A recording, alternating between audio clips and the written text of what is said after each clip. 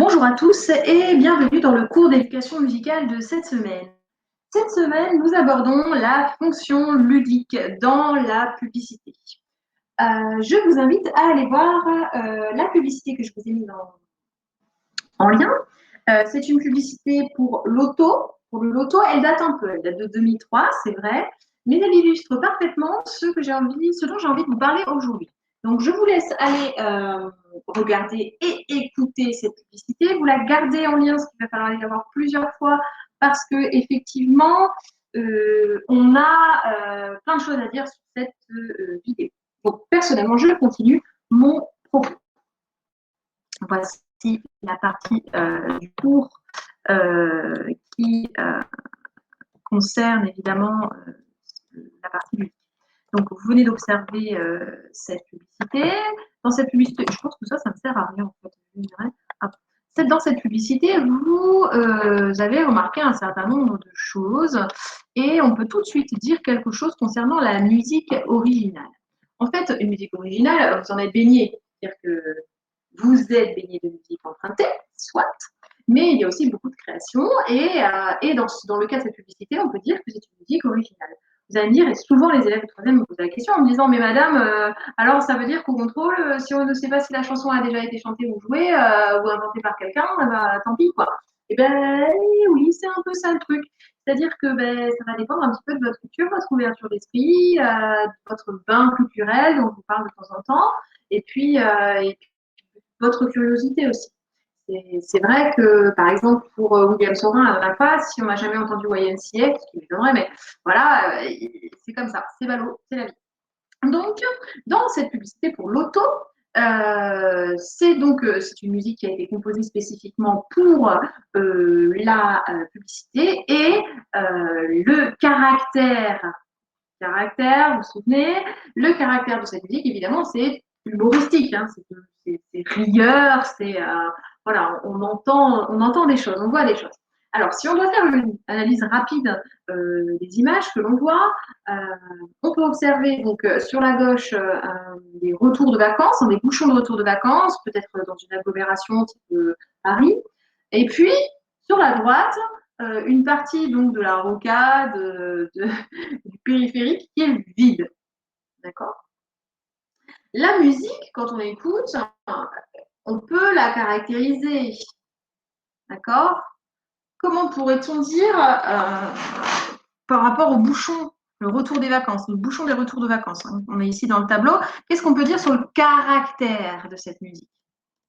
Réfléchissez un peu avant que je vous donne la réponse. C'est pas drôle, sinon, hop, on peut dire, je ne sais pas si ça va rentrer. Hein, non. Sur le caractère, on peut dire que c'est lourd. Moi, je dirais comme ça, lourd. Certains de mes élèves ont entendu au premier semestre, si vous écoutez bien, on entend comme le son des klaxons. On entend le klaxon, en fait, il est joué. D'accord. Le caractère. Je vais peut-être vous remarquer le mot caractère parce que j'ai peur que caractère. Ok. Formation.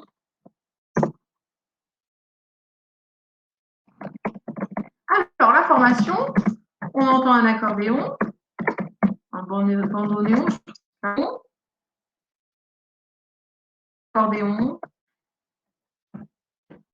un accordéon, je ne sais pas, je pense que c'est plutôt un accordéon.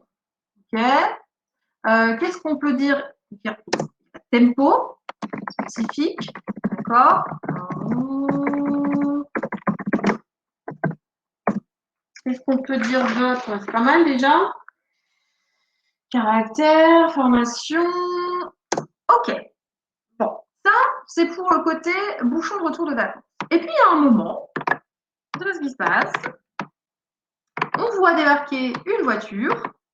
Et cette voiture, donc sur le côté droit, attendez, j'essaie désespérément de venir. Ouais. Cette voiture débarque voilà, sur le côté droit et avance toute seule, évidemment. Il n'y a pas de bouchon. Donc c'est là que le caractère est plutôt rieur. Ouais, rieur. à quel point c'est rigueur. Parce qu'il y a un moment où on entend les rires, on les entend. On entend vraiment l'instrument qui rit. On entend une guitare et puis un instrument avant.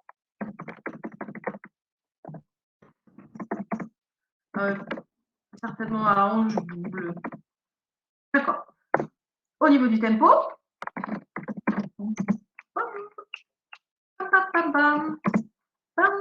au moins modéré à rapide. Modéré à rapide, je dirais. D'accord?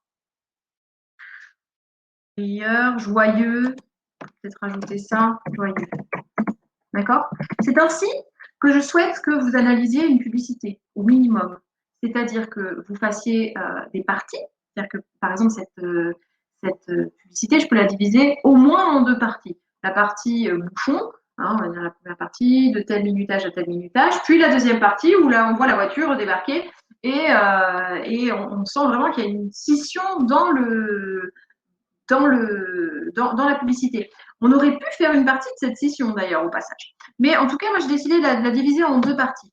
Pourquoi je vous dis, oh là là, il faut diviser votre publicité, blablabla, parce que bientôt, je vais vous demander un exercice. Donc, commencez déjà à vous poser la question de comment je diviserai ma publicité, en combien de parties, et puis qu'est-ce que j'y mettrai. D'accord? On utilise la fonction ludique, donc cette fameuse fonction ludique dont j'ai envie de vous parler aujourd'hui.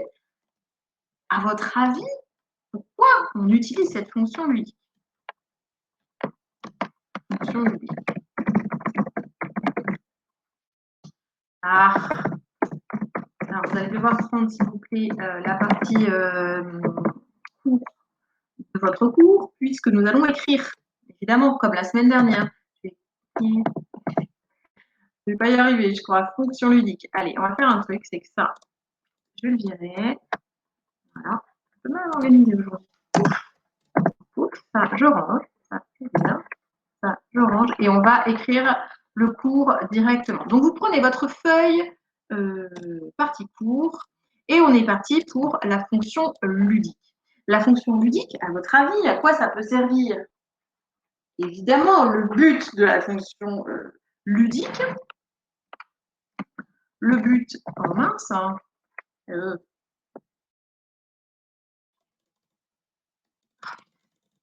ça facilite pas. Hein. Hop, voilà, le but de la fonction ludique est d'amuser, d'amuser le téléspectateur, d'accord? Attention, il est d'amuser le téléspectateur à des fins commerciales. On est d'accord? L'idée, c'est d'amener les gens à venir consommer du loto, des tickets à gratter, etc., etc. Il y a toujours une logique commerciale derrière. Hein. C'est pas dans une logique, on va se marquer dans une logique commerciale.